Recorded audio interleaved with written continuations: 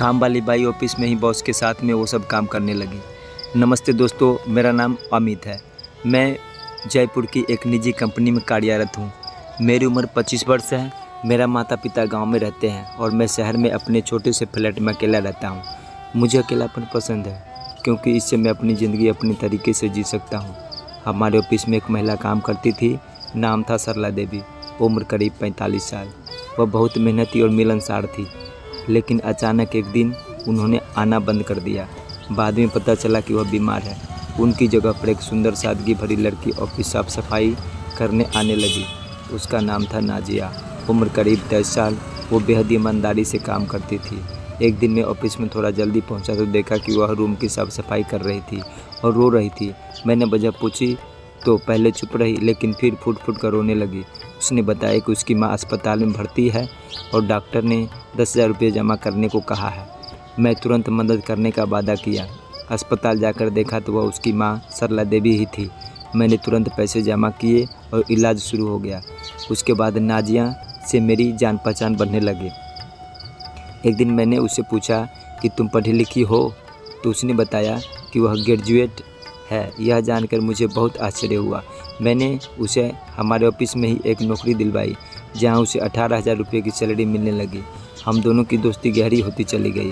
पहली सैलरी पर जब उसने पैसे मेरे हाथ में रखे तो मैंने मना कर दिया और कहा, मैंने ये इंसानियत के नाते किया है। धीरे धीरे हमारे बीच स्नेह और भरोसे का रिश्ता बन गया। कुछ समय बाद हमें एक प्रोजेक्ट के सिलसिले में उदयपुर 4 दिन की ट्रेनिंग पर जाना पड़ा। वहाँ हम अलग अलग कमरे में ठहरे। एक रात नाजिया डर के मारे मेरे कमरे में आ गई और बोली, क्या मैं यहाँ सो सकती हूँ? उसका भरोसा देखकर मैंने कोई सीमा नहीं लांघी। हम दोनों अपने अपने कमरे सो गए। अगली सुबह शावर में पानी चालू होने पर हम दोनों भीग गए और कुछ सेकंड के लिए एक दूसरे की बाहों में थे, पर हमने फिर भी मर्यादा नहीं तोड़ी। उस दिन कुछ नया जुड़ गया था हमारे रिश्ते में, सम्मान और विश्वास। ट्रेनिंग के बाद एक रात मैंने उसका हाथ थामकर कहा, मुझे तुमसे प्यार हो गया है। क्या तुम मेरे साथ ज़िंदगी बिताना चाहोगी? नाजिया ने शर्माते हुए मुझे गले लगाया और कहा, मैं भी आपसे प्यार करती हूँ। कुछ दिन बाद मैं उसके घर गया और उसकी माँ से उसका हाथ मांगा।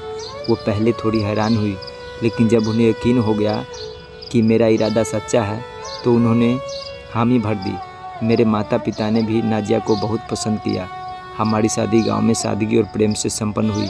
आज हम दोनों उसी ऑफिस में एक साथ काम करते हैं, साथ जीते हैं और एक दूसरे का सम्मान करते हैं। इस कहानी के सभी पात्र और घटनाएं काल्पनिक हैं। इसका किसी भी व्यक्ति के जीवन से कोई संबंध नहीं है। यदि किसी व्यक्ति से मेल होता है तो उसे संयोग माना जाएगा। धन्यवाद। जय हिंद, जय भारत। अगर वीडियो अच्छा लगा हो तो एक लाइक और चैनल को सब्सक्राइब कर देना। ऐसा ही कहानी लेके आता